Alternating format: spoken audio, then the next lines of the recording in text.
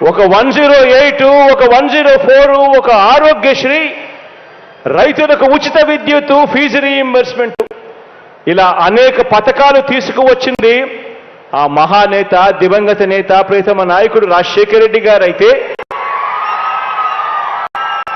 వాటిని మరో 4 అడుగులు ముందుకు వేసి అమలు చేస్తా ఉన్నది ఎవరు అనంటే గుర్తుకొచ్చేది మీ జగన్. రైతన్నలకు వైఎస్ఆర్ రైతు భరోసా ఇచ్చింది ఎవరు అనంటే గుర్తుకొచ్చేది మీ జగన్. పొదుపు సంఘాలు అక్క చెల్లెమ్మలకు కుదేలైపోయిన సంఘాలు ఏకంగా 18% non performing assets, out standing రుణాలతో సతమతమైపోతా ఉన్న ఆ అక్క చెల్లెమ్మలకు, ఆ పొదుపు సంఘాలకు మళ్ళీ జీవం పోసింది ఎప్పుడు అనంటే ఎవరు అనంటే గుర్తుకు వచ్చేది మీ జగన్. అక్క చెల్లెమ్మలకు కానీ రైతన్నలకు కానీ 0 వడ్డీ ఇస్తున్నది ఎవరు అనంటే గుర్తుకొచ్చేది మీ జగన్. ఒక అమ్మఒడిని చూసినా, ఒక వైఎస్ఆర్ ఆసరాన్ని చూసినా, ఒక వైఎస్ఆర్ చేయూత కార్యక్రమం చూసినా గుర్తుకొచ్చేది మీ జగన్. అసైన్డ్ భూముల మీద 22A, 22A, 22A భూముల మీద ఏకంగా 35 లక్షల ఎకరాల మీద శాశ్వత హక్కులు ఇచ్చింది ఎవరు అనంటే గుర్తుకొచ్చేది మీ జగన్.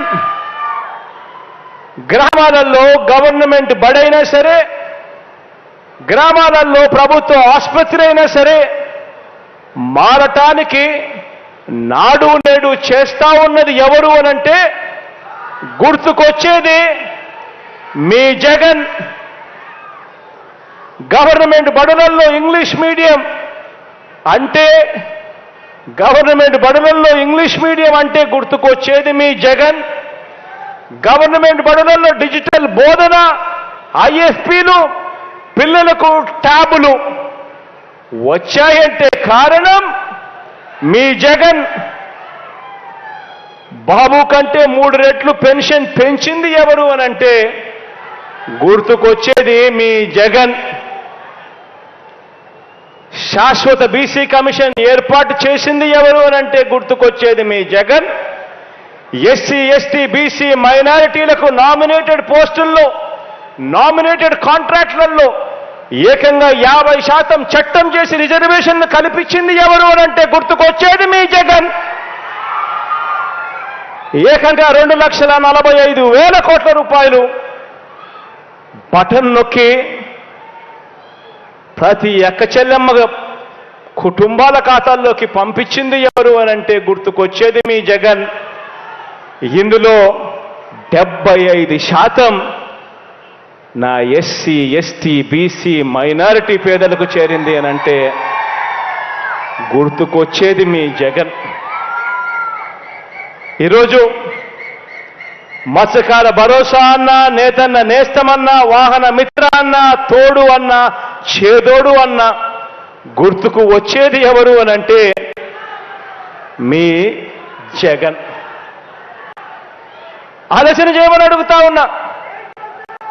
స్వతంత్రం వచ్చిన నాటి నుంచి 75 సంవత్సరాల కాలం మనందరి ప్రభుత్వం అధికారంలోకి రాకమునుపు మన రాష్ట్రంలో ఎన్ని మెడికల్ కాలేజీలు ఉన్నాయి గవర్నమెంట్లో అనంటే కనిపించేటివి 11. మీ బిడ్డ హయాంలో ఈరోజు కడతా ఉన్నవి మరో 17. స్వతంత్రం వచ్చినప్పటి నుంచి మన రాష్ట్రంలో ఉన్న పోర్టులు 4 లొకేషన్లలో 6 పోర్టులుంటే మీ బిడ్డ హయాంలో ఈరోజు కడతా ఉన్నవి మరో 4 పోర్టులు. కడతా ఉన్నవి మరో 10 ఫిషింగ్ హార్బర్లు.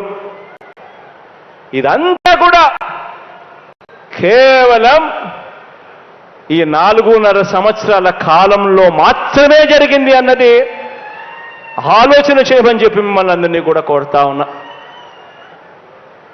గతంలో కూడా పాలనలు చూశారు. ఇంతకుముందు నేను చెప్పినట్టుగా 14 ఏళ్ళు ముఖ్యమంత్రిగా పరిపాలన చేసిన పాలన చూశారు. 3 సార్లు ముఖ్యమంత్రిగా ఆయన పాలన చూశారు. మీ బిడ్డ 4.5 సంవత్సరాల పరిపాలన మాత్రమే చూశారు. కానీ నేను చెప్పినటివి ఇవన్నీ కూడా కుప్పం నుంచి ఇచ్చాపురం వరకు మీ ఇష్టం, ఏ గ్రామాన్నైనా తీసుకున్నా కూడా ఈరోజు మీ బిడ్డ పరిపాలనలో తేడా, మార్పు ప్రస్ఫుటంగా కనిపిస్తా ఉంది అని చెప్పడానికి గర్వపడతా ఉన్నా. ఈరోజు దేవుడి దయతో, మీ అందరి చల్లని దీవెనలతో నిజాయితీగా విద్య మీద కానీ, వైద్యం మీద కానీ, వ్యవసాయం మీద కానీ, మహిళా సాధికారత మీద కానీ, సామాజిక న్యాయం మీద కానీ, పరిపాలనా సంస్కరణల మీద కానీ ప్రతి రంగంలోనూ కూడా ఈరోజు విప్లవాత్మక అడుగులు ఈరోజు రాష్ట్రంలో పడతా ఉన్నాయి. గతంలో ఎప్పుడు కూడా జరగని విధంగా, ఎప్పుడు చూడని విధంగా ఈరోజు అడుగులు పడతా ఉన్నాయి. ఇవన్నీ కూడా చేయని బాబును సమర్థించే వారికి ఆలోచన చేయమని అడుగుతా ఉన్నాయి. ఇది చాలా చాలా ఇంపార్టెంట్. ఇవన్నీ కూడా చేయని బాబును సమర్థించే వారికి ఇవన్నీ చూస్తే నిజంగా ఎంత కడుపు మండుతుంది, ఎన్ని జలసిల్ మాత్రలు ఇస్తే ఆ కడుపు మంట తగ్గుతుంది ఆలోచన చేయమని అడుగుతా ఉన్నా. అందుకే వారు బాబు అనే చిన్న గీతను పెద్దది చేయలేరు కాబట్టి మనం చేసిన అభివృద్ధి, సంక్షేమం అనే పెద్ద గీతను చెరిపేందుకు ఈరోజు ప్రయత్నిస్తా ఉన్నారు. వారి లక్ష్యం ఏమిటి అని అంటే, బాబు చేయని అభివృద్ధిని ప్రజలకు గుర్తు ఉండకూడదు. అదేవిధంగా జగన్ ఇంటింటికి చేసిన మంచిని ప్రజలు మర్చిపోవాలి.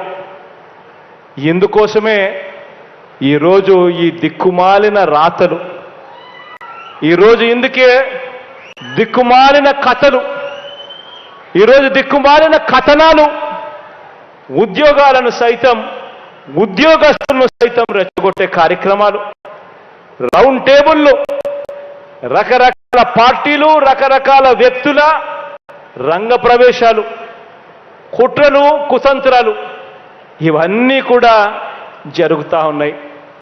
ఈరోజు తోడేళ్ళందరూ కూడా ఏకమై ఒక్క మీ జగన్ మీద, మీ బిడ్డ మీద ఇంతమంది ఏకమై ఈరోజు యుద్ధం చేస్తా ఉన్నారు.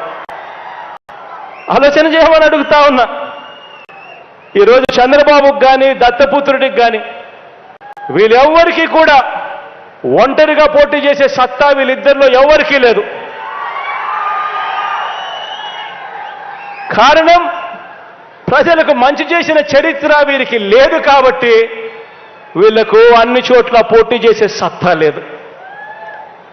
ఈరోజు అందుకే వీళ్ళందరూ కూడా నమ్ముకున్నది ఏమిటి అంటే వంచనను, మోసాన్ని ఈరోజు వీళ్ళందరూ నమ్ముకుంటా ఉన్నారు.